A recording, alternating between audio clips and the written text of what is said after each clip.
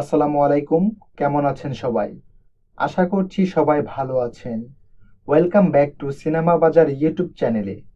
আজকে হাজির হয়ে গেলাম আরও একটি অ্যাকশন ক্রাইম রোমান্স জনরার ওয়েব সিরিজ নিয়ে। আজকে এক্সপ্লেন করব সদরঘাটের টাইগার নামের বাংলাদেশি ওয়েব সিরিজটি। রাজনৈতিক দলের দ্বন্দ্ব, পারিবারিক কিছু ডার্ক সিক্রেট নিয়ে নির্মাণ করা হয়েছে এই ওয়েব সিরিজটি। তাহলে চলুন মূল ভিডিওতে যাওয়া যাক। ওয়েব সিরিজটির শুরুতে আমরা দেখি লাইলি নামের একটি মেয়ে সুন্দর করে সেজেগুজে তার কাজে বেরিয়ে পড়ে। লাইলি মূলত পেশায় একজন পতিতা, যে কিনা টাকার বিনিময়ে হোটেলে গিয়ে এসব কাজ করত।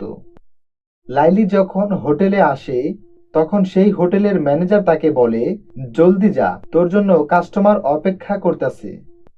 কাজ শেষে লাইলি যখন টাকা নিতে আসে সেই হোটেলের ম্যানেজার তাকে কিছু টাকা কম দেয় আর বলে, মাস শেষে বাকি টাকা নিয়ে নিস। তারপর লাইলি টাকা নিয়ে চলে আসে। লাইলি যখন সদরঘাট দিয়ে পার হয়ে আসছিল তখন লাইলির সাথে দেখা হয় টাইগার নামের এক ছেলের। টাইগার ছিল একজন জাহাজের মিস্ত্রি। সে পুরনো জাহাজ মেরামতের কাজ করত সদরঘাটে। টাইগার লাইলিকে দেখে জিজ্ঞেস করে, নামটা যেন কি? তখন সে বলে, আমার নাম লাইলি। টাইগার তখন লাইলিকে বলে, তরে আমার ভাল লাগছে। এটা শুনে লাইলি বলে, টাকা নিয়া হোটেলে আসিস গুলিস্তানের মোড়ে। টাইগার লাইলিকে বলে, বেচা কেনার বাইরেও তরে আমার ভাল লাগছে। আমারে বিয়া করবি? আমার লগে সংসার করবি? তুই আর আমি দুইজনে একটা বাড়ি ভাড়া নিমু। সারাদিন কাজ শেষে তোর হাতে রান্না করা গরম ভাত খামু। সবকিছু শুনে লাইলি তখন টাইগারকে বলে, ওই হোটেলে গতর বেচি আমি, তুই আমারে বিয়া করবি? সবকিছু জেনে শুনে যখন টাইগার লাইলিকে বিয়ের প্রস্তাব দেয়, লাইলি বলে, আচ্ছা ভাইবা দেখি।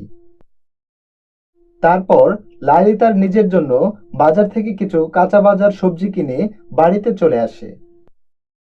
তারপর আমরা দেখি লাইলির কাছে তার ভাই ফোন করে নেশার জন্য টাকা চায়, কিন্তু লাইলি তার ভাইকে বলে সে আর টাকা দিতে পারবে না।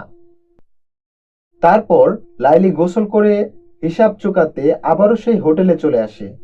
লাইলি সিদ্ধান্ত নেয় সে আর এসব কাজ করবে না।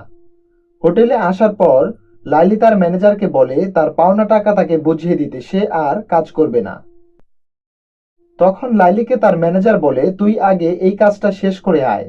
জাবেদ ভাই কমিশনার অনেকক্ষণ ধরে অপেক্ষা করতাছে। তারপর লাইলি বাধ্য হয়ে শেষবার মতো কাজ করতে তার রুমে যায়। কাজে